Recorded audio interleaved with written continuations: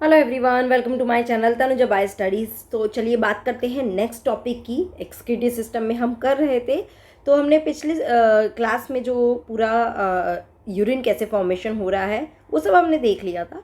Next हमने बात करनी है इसके बारे में कि mechanism of concentration of filtrate, कि जो यूरिन बनकर आ रहा है वो कॉन्सेंट्रेट कैसे हो रहा है, ऐसी क्या मैकेनिज्म फॉलो हो रही है जिसकी वजह से कॉन्सेंट्रेशन हो रहा है। यूरिन फॉर्मेशन हमने लास्ट क्लास में देख लिया था कि मैकेनिज्म ऑफ यूरिन फॉर्मेशन क्या होती है। तो चलिए आगे बात करते हैं। So mammal have the ability to produce a concentrated urine, right. So the Henle's loop and vasa recta. Now do you remember what is vasa recta? अगर आपको याद हो कि चलिए मैं आपको दिखाई देती हूँ। हमने बात करी थी कि जो ये ईफरेंट एट्रियोल निकलती है, दिस ईफरेंट एट्रियोल जो निकलती है, ये फर्दर ही डिवाइड होके कैपिलरीज बना के वापस बाहर नहीं जाती है, इसी पूरे लूप ऑफ हेनले के चारों तरफ पूरी फैली रहती है। तो जो ये रेड वन आपको दिखाई दे रहा है, that is the peritubular network. Okay, ये ट्यूबुलर नेटवर्क भी बोलते हैं। तो ये जो होती है ना, ये क्या होती है? हेनले लूप के चारों तरफ this also present, this red one, I am talking about red one. तो येलो वाला जो है हेनले लूप है, इसके चारों तरफ ये इस तरह से प्रेजेंट होती है। इसी को ही हम बोलते हैं vasa recta. Can you see, this is called vasa recta, ठीक है ना। जो हेनले लूप के चारों तरफ प्रेजेंट होती है, दिस इज कॉल्ड वासा रेक्टा। तो देखो यहाँ पे भी मैं आपको बना के दिखा सकती हूँ। तो यहाँ पे अलग से और एक ट्यूब्यूल्स जो प्रेजेंट होती है, this is called vasa recta, ठीक है ना। ओके, क्लियर, ठीक है। तो वो उसी की वो बात कर रहा है। सो ये दोनों मिलकर, हेनले लूप और vasa recta, they play a significant role in this, किसमें? कॉन्सेंट्रेशन ऑफ यूरिन में। So the flow of filtrate in the two limbs of Henle loop is in opposite direction. अगर हम हेनले लूप का flow देखें तो देखिए आप इसमें देखेंगे, this is Henle loop, this one is Henle loop, right. तो यहाँ पे देखिए फ्लो, यहाँ पे तो अभी इस डायरेक्शन में हो रहा है और यहाँ पे फ्लो इस डायरेक्शन में। तो यानी इस लूप में ही फ्लो एक दूसरे के ऑपोजिट डायरेक्शन में है, ठीक है ना। वही वो बोल रहा है। एंड दस फॉर्म अ काउंटर करंट, जिसको हम क्या बोलते हैं? Counter current. एक दूसरे के ऑपोजिट डायरेक्शन में फ्लो हो रहा है, this is called counter current. The flow of blood through the two limbs of Vasa रेक्टा is also in counter current pattern. तो अगर हम इसमें वासा रेक्टा देखें तो देखिए इन्होंने वासा रेक्टा जो है, ये पूरा वासा रेक्टा जो है, इसको एक्चुअली आप ऐसा समझ लो, ये आपका हैंडल लूप इसी के ऊपर सुपर इम्पोज कर है। तो वहाँ से उसको उठाकर साइड में दिखा रखा है। क्या दिखा रखा है? वासा रेक्टा दिखा रखा है। तो यहाँ पे भी आप देखेंगे, यहाँ पे भी ये दोनों ऑपोजिट डायरेक्शन में फ्लो है। क्या फ्लो हो रहा है? इसके अंदर ब्लड फ्लो हो रहा है, राइट। ये क्या है? ईफरेंट एट्रियोल है जिसके अंदर ब्लड फ्लो हो रहा है, और ये सब आगे जाके जॉइन कर फिर क्या बनाएगी? रीनल वेन बनाएगी, जो आगे जाके ब्लड को हार्ट के पास लेके जाएगी, ठीक है ना बेटा। तो ये क्या हो रहा है? यहाँ पे भी ब्लड जो है वो ऑपोजिट डायरेक्शन में फ्लो हो रहा है। So the proximity between the Henle loop and vasa recta as well as the counter current in them help in maintaining and increase osmolarity towards. अब देखिए इसको थोड़ा सा 2 मिनट में समझते हैं। पहले एक और चीज़ समझो, अगर मैं इस पूरे वासा रेक्टा को उठाकर as it is Henle loop के ऊपर रख दूँ, है ना, ये वासा रेक्टा है, ये जो वासा रेक्टा है, दिस वन इज वासा रेक्टा, इसको उठा के मैं हेनले लूप के ऊपर ऐसे सुपर इम्पोज कर दूँ, as it is superimpose कर दूँ, तो आप इसमें भी देखोगे कि इस वाले लूप में फ्लो किस डायरेक्शन में? नीचे है। इसको जब उठा के हम उसके ऊपर सुपर इम्पोज करेंगे तो यहाँ फ्लो क्या है? ऊपर डायरेक्शन में। तो यहाँ पे भी ऑब्वियसली यहाँ पे भी ऑपोजिट डायरेक्शन में फ्लो है। ऐसे ही अगर आप इसका देखोगे तो यहाँ पे फ्लो अपर डायरेक्शन में है, यहाँ फ्लो लोअर डायरेक्शन में। तो अगेन यहाँ पे भी काउंटर करंट है, मतलब सब जगह काउंटर करंट मैकेनिज्म आपको देखने को मिलेगी। समझे? ये वाली चीज़ समझे? कोई डाउट नहीं है ना, राइट इसमें, ठीक है ना। तो यही वो बोल रहा है। सो ये सब चीज़ें क्या करती है? It help in maintaining the increasing osmolarity. अब मैं आपको ऑस्मोलैरिटी लास्ट क्लास में भी बता चुकी थी। ऑस्मोलैरिटी का मतलब आप समझो सॉल्यूट कॉन्सेंट्रेशन, सॉल्यूट कॉन्सेंट्रेशन, ठीक है ना। अगर सॉल्यूट कॉन्सेंट्रेशन बढ़ेगी तो ऑस्मोलैरिटी बढ़ जाएगी, ऑस्मोलैरिटी बढ़ जाएगी towards the inner medullary interstitium, that is from 300, ये क्या है? Milli osmole per litre. ये पूरी यूनिट का नाम क्या है? Milli osmole per litre in the cortex to about 1200 milli osmole per litre in the inner medulla. अभी पूरी लाइन का मतलब क्या कहना चाह रहा है? तो देखिए जब हम इसको डिवाइड करते हैं तो this is the cortex region, ये पूरा मेड्यूला है, जिसमें अगेन आउटर मेड्यूला और ये इनर मोस्ट मेड्यूला है, ठीक है ना बेटा। तो यहाँ ये जो पोर्शन है, ये जो खाली वाइट पोर्शन दिखा रखा है, इसी को ही हम क्या बोलते हैं, we call it as the medullary interstitium. Interstitium, ठीक है ना, ये सब जगह है। This is medullary interstitium, this is everything is medullary interstitium, है ना। तो वो बोल रहा है ये जो काउंटर करंट मैकेनिज्म है, ये हेल्प कर रही है कि मेडुलरी इंटरस्टिशियम का जो ऑस्मोलैरिटी है, ये ऑस्मोलैरिटी किसका है, मेड्यूला का है। ये ऑस्मोलैरिटी 300 है। जैसे जैसे हम कॉर्टेक्स से मेड्यूला की तरफ आते जा रहे हैं, ये 600 हो गई, देन 900 हो गई, एंड एट लास्ट 1200 हो गई। तो ऑस्मोलैरिटी बढ़ती जा रही है ना। कैसे, वही वो बोल रहा है, 300 से कॉर्टेक्स से 1200 इनर मेड्यूला तक हम जा रहे हैं। तो ऑस्मोलैरिटी बढ़ती जा रही है, किसकी वजह से, दिस काउंटर करंट मैकेनिज्म की वजह से। तो आई थिंक अभी समझ में आया होगा इस लाइन का मतलब, राइट।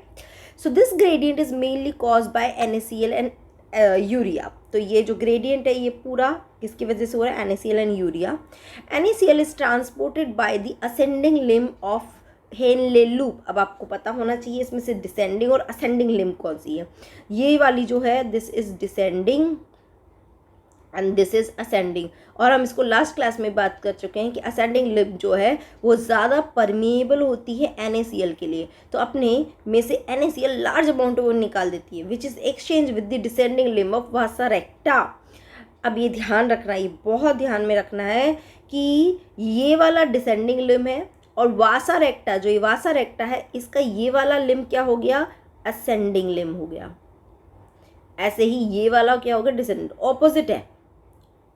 ऑपोजिट है। जो लिम्ब लूप ऑफ हेनले में असेंडिंग है, वासा रेक्टा में वही वाला लिम्ब जो उसके ऊपर सुपर इम्पोज कर रहा है ना, वो वाला लिम्ब वहाँ पे क्या है, डिसेंडिंग है। जहाँ डिसेंडिंग है वहाँ असेंडिंग है। तो मतलब कि यहाँ असेंडिंग लिम्ब है और ये वाला वासा रेक्टा का डिसेंडिंग लिम्ब, ये दोनों एक दूसरे के ऊपर सुपर इम्पोज हो रहे हैं, ठीक है। तो जो NaCl यहाँ से निकल रहा है हैंड टू हैंड, वो NaCl किसके अंदर जा रहा है, इस डिसेंडिंग लिम्ब के अंदर जा रहा है। कि you can see NaCl is going inside this descending limb of वासा रेक्टा। वही ये बोल रहा है कि which is exchange with the descending limb of Vasa रेक्टा। NaCl is returned to the interstitium by the ascending portion of vasa recta। अब ये बोल रहा है कि भाई सारा NaCl अगर अंदर चला जाएगा तो ऑस्मोलैरिटी डाउन हो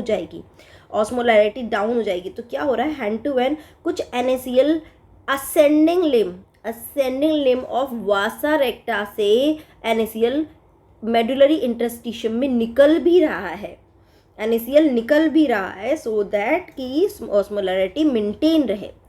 Similarly, small amount of urea enter the thin segment of ascending limb of Henle loop। अब ये क्या बोल रहा है कि कलेक्टिंग डक्ट जो है, यहाँ से क्या है, यूरिया जो निकलता है, ये यूरिया इस असेंडिंग लूप में, हेनले लूप की जो असेंडिंग लिम्ब है उसमें एंटर करता है, ठीक है ना, एंटर करता है, which is transported back to interstitium by the collecting tubule. फिर वो बोल रहा है कि अगर ये यूरिया यहाँ एंटर कर रहा है तो फिर वापस से ये कलेक्टिंग ट्यूब से, कलेक्टिंग डक्ट से यूरिया फिर वापस से मेडुलरी इंटरस्टिशियम में रिलीज हो रहा है। ये सब चीज़ें क्यों हो रही है, ये सब मेंटेन करना चाह रही है ऑस्मोलैरिटी का, कि जब कॉर्टेक्स से मेड्यूला की तरफ जाए तो ऑस्मोलैरिटी बढ़नी चाहिए, यानी कि NaCl का अमाउंट या आयन का अमाउंट बढ़ना चाहिए, सॉल्यूट की कॉन्सेंट्रेशन बढ़नी चाहिए, ठीक है ना। ये इसलिए मैनेज कर रहा है। The above describe transport of substance facilitated by the special arrangement of Henle loop and vasa रेक्टा, जिसको हम क्या बोलते हैं, काउंटर करंट मैकेनिज्म, है ना। ऑपोजिट डायरेक्शन में जो निकाल रहा है NaCl वासा रेक्टा का, वही वाला लिम्ब उस NaCl को एब्जॉर्ब कर रहा है ना। एक चीज़ और आप ध्यान में रखना, देखो यहाँ पे आपको वो भी देखने को मिलेगा, इंटरस्टिशियम की तो हमने कॉन्सेंट्रेशन देख ली कि 300, 600, 900, 1200 होती जा रही है। लिम्ब में भी आप देखोगे कि यहाँ 300 या 400, एक्चुअली लास्ट क्लास में हम बात कर चुके हैं वैसे इसकी, 600, 800 और एट लास्ट यहाँ पे भी 1200। तो हम चाहते हैं कि इंटरस्टिशियम का, मेडुलरी इंटरस्टिशियम का 1200 और यहाँ भी 1200 जब बराबर हो जाएगा ना, तो अब यहाँ पे मूवमेंट स्टॉप हो जाएगा। फिर वापस ये जब अपर बारे में जा रहा है तो यहाँ पे NaCl निकल रहा है, तो यहाँ की ऑस्मोलैरिटी कम होती जा रही है, तो एट लास्ट ये 200 ही रह जाएगी, समझे, ठीक है ना। तो दोनों जगह की ऑस्मोलैरिटी इस तरह से मेंटेन हो रही है।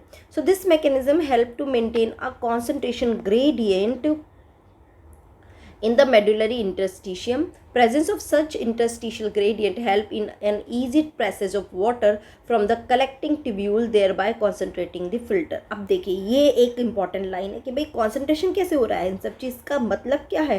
तो यही मतलब है कि इतना इंटरस्टिशियम होने की वजह से, ये देखिए 1200 होने की वजह से अब क्या होगा, यहाँ पानी की डिमांड बढ़ जाएगी, सॉल्यूट बहुत ज़्यादा हो गया, वाटर की डिमांड। तो large amount of water you can see over here. मैं इसको चाहूँ तो मैं आपको उसको दूसरे कलर से दिखा देती हूँ। तो लार्ज अमाउंट ऑफ वाटर यहाँ से निकलना शुरू करता है, इसमें से भी निकलना, वासरेक्टम में से भी, कलेक्टिंग डक्ट से निकलना शुरू करता है। क्यों निकलना शुरू करता है? क्योंकि इंटरस्टिशियम में ऑस्मोलैरिटी 1200 है, बहुत ज़्यादा है, तो उसको मैनेज करने के लिए या लार्ज अमाउंट ऑफ वाटर निकलना शुरू करता है, और इसी की वजह से यूरिन जो है वो कॉन्सेंट्रेटेड हो जाता है, ठीक है ना। So human kidney can produce urine nearly 4 time concentrated then the initial filtrate. इतना ज़्यादा कॉन्सेंट्रेट वो कर देता है, समझे। नेक्स्ट बात करते हैं रेगुलेशन ऑफ किडनी फंक्शन। अब किडनी के फंक्शन को रेगुलेट कौन करता है? तो ब्रेन से कहीं ना कहीं तो रिलेटेड है ही, चलिए बात करते हैं। So the functioning of kidney is efficiently monitored and regulated by the hormonal feedback mechanism involving the, कहाँ रेगुलेट होती है? पहला रेगुलेट होती है हाइपोथैलेमस से, दूसरा है JGA apparatus and a certain extent heart, ठीक है ना। हार्ट एट्रिया जो है वो रेगुलेट करती है। JGA एपरेटस को यहाँ पे एक रास मैकेनिज्म भी हम बोलते हैं यहाँ पे, ठीक है, रेनिन एंजियोटेंसिनोजन सिस्टम, है ना। तो यहाँ पे पूरी एक रास मैकेनिज्म, तो ये रास नाम ध्यान में रखना थोड़ा सा, ठीक है। So osmoreceptor in the body are activated. अब सबसे पहले बात कर रहा है हाइपोथैलेमस से कैसे कंट्रोल हो रहा है, तो उसकी बात करते हैं। ऑस्मो रिसेप्टर क्या होते हैं? ऐसे रिसेप्टर जो ऑस्मोलैरिटी को रिकॉग्नाइज करते हैं कि ऑस्मोलैरिटी बढ़ रही है या कम हो रही है, तो उसके लिए सेंसिटिव है। So they are activated by change in the blood volume, body fluid volume. देखिए ध्यान रखना, ये सब चीज़ों को ध्यान रखना, ब्लड वॉल्यूम बढ़ रहा है, body fluid volume and ionic concentration, इनमें कुछ भी चेंज होते हैं तो ये ऑस्मो रिसेप्टर क्या हो जाते हैं? एक्टिवेट हो जाते हैं। An excessive loss of fluid from the body can activate these receptor. अगर आप ये देखेंगे कि बॉडी में से बहुत ज़्यादा अमाउंट में यूरिन निकल रहा है, यानी कि बॉडी में पानी की कमी हो जाएगी, तो उसमें क्या होगा? बॉडी के अंदर आयनिक कॉन्सेंट्रेशन बढ़ गया है ना, बहुत ज़्यादा बढ़ गया, ब्लड वॉल्यूम कम हो गया है, आयनिक कॉन्सेंट्रेशन बढ़ गया है। अब उसमें क्या होगा? ये ऑस्मो रिसेप्टर एक्टिवेट होंगे। अब ये एक्टिवेट करके क्या करेंगे? They stimulate the hypothalamus to release the anti diuretic hormone, very important hormone, anti diuretic hormone, जिसको ADH या वेसोप्रेसिन भी बोलते हैं, ठीक है ना। देखिए हो क्या रहा है, मैं वापस बोल रही हूँ, वापस बता रही हूँ, एक्सेस यूरिन की वजह से क्या हो रहे हैं? ऑस्मो रिसेप्टर एक्टिवेट हो रहे हैं, और ये ऑस्मो रिसेप्टर किसको? हाइपोथैलेमस को एक्टिवेट कर रहे हैं। हाइपोथैलेमस क्या कर रहा है? ये रिलीज कर रहा है एंटी डायूरेटिक हार्मोन, और इस हार्मोन का काम क्या है? Water reabsorption, large amount of water का रीएब्जॉर्प्शन ये स्टार्ट कर देगा, ठीक है ना, और उसको डाल देगा ब्लड के अंदर, है ना। फ्रॉम द न्यूरोहाइपोफाइसिस, किससे रिलीज हो रहा है? पिट्यूटरी ग्लैंड के पिट्यूटरी ग्लैंड में 2-3 पार्ट्स होते हैं, जो एडिनोहाइपोफाइसिस, न्यूरोहाइपोफाइसिस, ये पिट्यूटरी ग्लैंड के पार्ट्स हैं। तो उसमें जो पोस्टीरियर पार्ट है उसको हम बोलते हैं न्यूरोहाइपोफाइसिस, तो वहाँ से ये रिलीज होता है। So ADH facilitate water reabsorption from the latter part of the tubule, thereby preventing the diuresis. Diuresis मतलब क्या? Excess amount of urine करना या excess urination is known as diuresis, यानी कि बॉडी में से वाटर की अमाउंट बहुत ज़्यादा निकल जाएगा। So an increase in blood fluid volume can switch off the osmoreceptor and suppress the ADH release to complete the feedback, है ना। तो वो क्या करेगा? जब ADH रिलीज होगा तो वाटर एब्जॉर्ब करना शुरू कर देगा, तो अब ब्लड में वॉल्यूम ज़्यादा हो जाएगा, बॉडी फ्लूइड वॉल्यूम बढ़ जाएगा, क्योंकि पानी बहुत ज़्यादा एब्जॉर्ब हो रहा है वापस से। तो उसके बाद क्या हुआ कि ब्लड वॉल्यूम बढ़ गया, तो उसकी वजह से क्या हुआ? ऑस्मो रिसेप्टर स्विच ऑफ हो गए कि भाई अब ज़रूरत नहीं है ADH को रिलीज़ करने की, अब उसे ज़रूरत नहीं है। सो ये फीडबैक मैकेनिज्म गया कि now there is no more need to release the ADH। So ADH can also affect the kidney function by its constrictory effect on the blood vessels, है ना। तो ये किडनी फंक्शन में कंस्ट्रिक्टिव इफेक्ट ऑन मतलब blood vessel constrict हो जाती है, ठीक है। This causes an increase in blood pressure, an increase in blood pressure can increase the glomerular blood flow and there are the glomerular filtration rate, ठीक है ना। तो ये भी एक है कि एडीएस जो है वो वैसो कंस्ट्रिक्शन के लिए रिस्पॉन्सिबल होती है, ब्लड वेसल्स को कंस्ट्रिक्ट कर देती है, जिसकी वजह से ब्लड प्रेशर बढ़ जाएगा और उसकी वजह से बहुत ज़्यादा अमाउंट ऑफ फिल्ट्रेशन होगा और जीएफआर रेट भी बढ़ जाएगी। तो ये एक्चुअली क्या होता है, excess urine and GFR rate जब क्या होती है, डाउन होती है, उस केस में हाइपोथैलेमस इस तरह से काम करता है। समझे। अब सेकंड बात करते हैं जेजीए कैसे रोल प्ले करता है। तो JGA plays a complex regulatory role. A fall in glomerular blood flow, है ना, मतलब वही है, जीएफआर में अगर डिक्रीज होता है या ग्लोमेरुलर ब्लड प्रेशर, ब्लड का प्रेशर डाउन हो जाता है, GFR can activate the JG cells to release the renin. अब क्या करता है, जैसे जीएफआर डाउन होता है तो हमारी बॉडी में जो जेजी सेल, जुक्स्टाग्लोमेरुलर सेल्स, ये क्या हो जाती हैं, ये एक्टिवेट हो जाती है। ये एक्टिवेट होकर ये एक्चुअली किस पे काम करती है, ये रिलीज़ करती है रेनिन, ठीक है ना, ये रिलीज़ करती है रेनिन। अभी रेनिन का काम क्या है, which convert the angiotensinogen in blood to angiotensin 1 and further to angiotensin 2। तो ये काम करती है ब्लड के अंदर जो एंजियोटेंसिनोजन प्रेजेंट होता है, एंजियोटेंसिनोजन, और उससे क्या करती है, ब्रेक डाउन करवाती है angiotensin 1 and angiotensin 1 and angiotensin 2, ठीक है ना। नाउ एंजियोटेंसिन 2 जो है, अब ये रोल प्ले करता है, it being a powerful वेसो constrictor. ये क्या है, वेसो कंस्ट्रिक्टर। तो ये क्या कर रहा है, वेसो कंस्ट्रिक्शन कर रहा है, बहुत ज़्यादा अमाउंट में कंस्ट्रिक्शन क्रिएट कर रहा है। कंस्ट्रिक्शन मतलब वही ब्लड वेसल्स जो है उसका डायमीटर कम कर देगा, तो अंदर ब्लड प्रेशर बढ़ जाएगा, है ना, तो उसकी वजह से जीएफआर बढ़ जाएगा, ठीक है। तो it increase the glomerular blood pressure and thereby GFR. Angiotensin 2 also activate the adrenal cortex to release the aldosterone. और ये क्या काम करता है, एड्रिनल ग्लैंड पे काम करता है, एड्रिनल ग्लैंड पे वर्क करके, और उससे एड्रिनल ग्लैंड में भी दो पार्ट होते हैं, एड्रिनल कॉर्टेक्स, एड्रिनल मेडुला। तो एड्रिनल कॉर्टेक्स से ये रिलीज कराता है क्या, एल्डोस्टेरॉन। अब एल्डोस्टेरॉन का क्या काम है, इसका काम है रीएब्जॉर्प्शन ऑफ आयंस, और बेसिकली सोडियम का ये रीएब्जॉर्प्शन करने के लिए रिस्पॉन्सिबल है। तो बहुत ज़्यादा आयन अगर ब्लड के अंदर रीएब्जॉर्ब होने लगे तो ब्लड प्रेशर बढ़ जाएगा, जीएफआर बढ़ जाएगा, right. So aldosterone cause the reabsorption of sodium and water from the distal part of the tubule. This also leads to an increase in blood pressure and GFR. समझे, right. This complex mechanism is also known as renin angiotensin mechanism, RAS mechanism. क्या है, renin angiotensin apparatus system रहता है इसका पूरा नाम।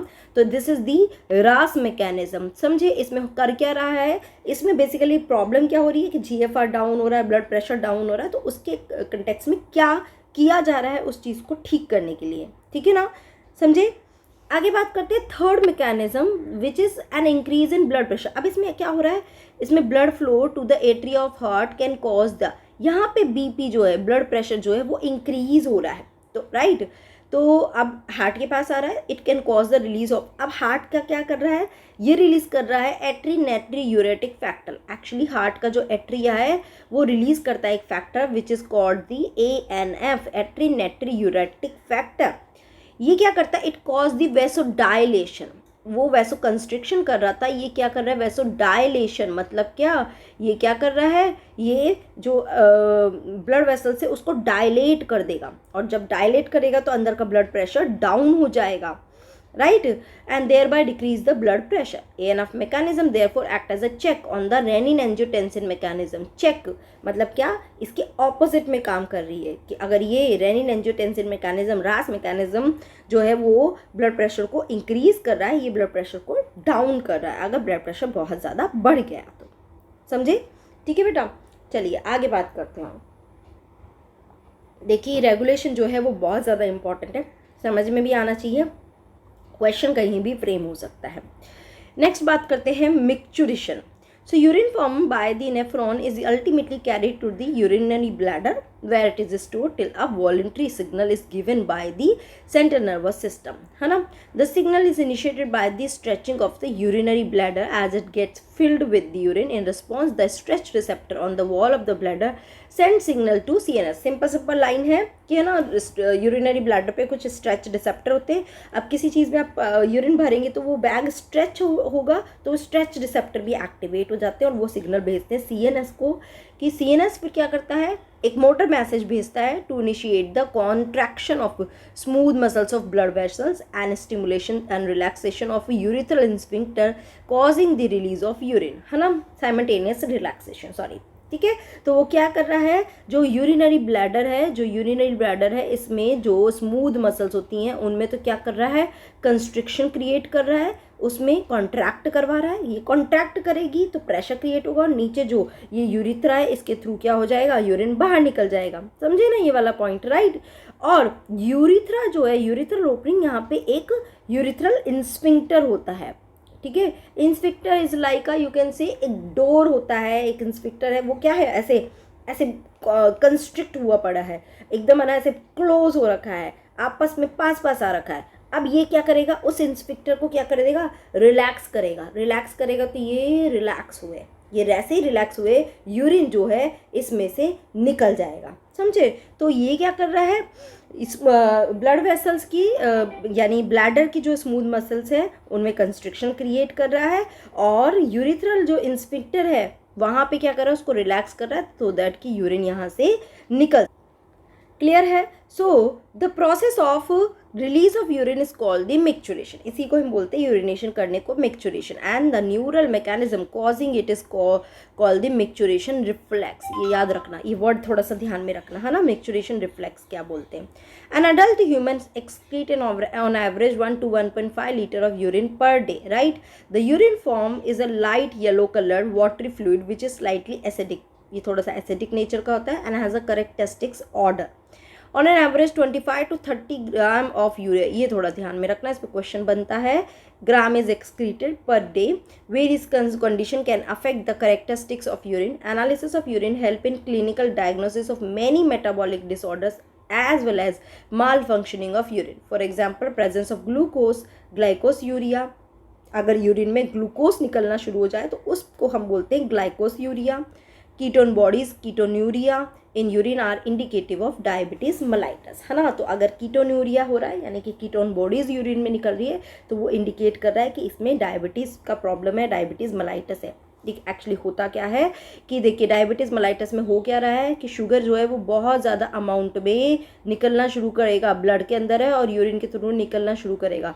तो blood अब क्या है, बॉडी जो है इसको शुगर का अमाउंट, शुगर की भरपाई कहाँ से करेगा, मतलब उसे शुगर चाहिए तो large amount of protein are being degraded into the liver so that कि शुगर बहुत ज़्यादा अमाउंट में रिलीज़ हो सके और उसकी वजह से एज अ रिजल्ट बहुत ज़्यादा अमाउंट में कीटोन बॉडीज़ बननी शुरू हो जाती है. तो इसको हम बोलते हैं कीटोन्यूरिया. ठीक है ना. तो ये इंडिकेटिव होता है कि पर्सन को डायबिटीज़ है. ठीक है, आगे बात करते हैं. Now role of other organ in excretion. Other than the kidney, lungs, liver, skin also help in the elimination of excreta. तो एक सिर्फ किडनी ही नहीं है, किडनी एक मेजर एक्सक्रीटी ऑर्गन है, इसके अलावा और भी बहुत सारे ऑर्गन हैं जो एक्सक्रीशन का रोल प्ले करते हैं. So our lungs remove large amount of CO2, right, approximately 200 ml per minute and also significant quantity of water every day. तो ये भी excretion है क्योंकि CO2 is a waste. Liver, the largest gland in our body, secrete bile containing substance like bilirubin, biliverdin, cholesterol, degraded steroid hormone, vitamins, drugs. इन सब को वो secrete करता है and most of these substance ultimately pass out along with the digestive waste, है ना. ये सब release कर देता है digestive tract में जहाँ से वो रिलीज हो जाते हैं. The sweat and sebaceous gland in the skin can eliminate certain substance through their secretions. तो sweat gland and sebaceous, sweat produced by the sweat gland is a watery fluid जिसमें actual में क्या होता है, NaCl होता है, right? थोड़ा सा वो salty रहता है. A small amount of urea is also there, lactic acid is also there. ये सब sweat के अंदर होता है. Though the primary function of a sweat is to facilitate a cooling effect on the body surface, it is also help in removal of some of the waste mentioned above, है ना. Main काम तो cooling effect है, but ये भी role play कर रहा है. सेबेशियस ग्लैंड क्या करती है? It eliminates certain substance like sterol, hydrocarbon, waxes through sebum. तो आप देखते हैं कि डे के एंड तक आते आते आपकी स्किन थोड़ी ऑयली हो जाती है because of the sebaceous gland जो सीबम रिलीज कर रही है. ठीक है बेटा. So this secretion provide a protective oily covering for the skin, as I told you, right? So you know that small amount of nitrogenous waste could be eliminated through saliva too. Okay? तो बहुत सारे तरीके हैं, but kidney is the major organ to release all the nitrogenous waste. अब बात करते हैं kidney की कुछ डिसऑर्डर की, अगर किडनी सही से काम ना करे. So malfunctioning of kidney can lead to the accumulation of urea in blood, क्योंकि मेनली हम यूरिया रिलीज कर रहे हैं, which is a condition called uremia. इसको हम बोलते हैं यूरेमिया. देखिए अभी तक क्या क्या आपने नाम दे दिया, ग्लाइकोस यूरिया पढ़ लिया, डायबिटीज मेलाइटस या कीटोन्यूरिया हमने बात करी, है ना. तो यहाँ पे अब बात कर रहे हैं यूरेमिया. अगर यूरिया बहुत ज़्यादा निकल रहा है which is highly harmful and main lead to kidney failure. In such patient urea can be remove by a process of hemodialysis. अगर किडनी काम करना बंद कर दे तो आर्टिफिशियल किडनी के थ्रू हम उस पर्सन के पूरे ब्लड को प्योरीफाई करते हैं. So blood drain from a convenient artery is pump into a dialyser unit after adding N anticoagulant like heparin. Heparin add करना होता है, नहीं तो ब्लड आगे बाहर निकलते ही कोएगुलेट हो जाएगा, सॉलिड मतलब क्लॉट बन जाएगा. This unit contain a coiled cellophane tube surrounded by a fluid dialyzer fluid having the same composition as that of plasma except the nitrogenous waste. Okay तो चलिए इसको समझते हैं कि ये बोलना क्या चाह रहा है, ये डायलाइजर यूनिट होती कैसे है ना. तो मान लो ये तो एक पर्सन है.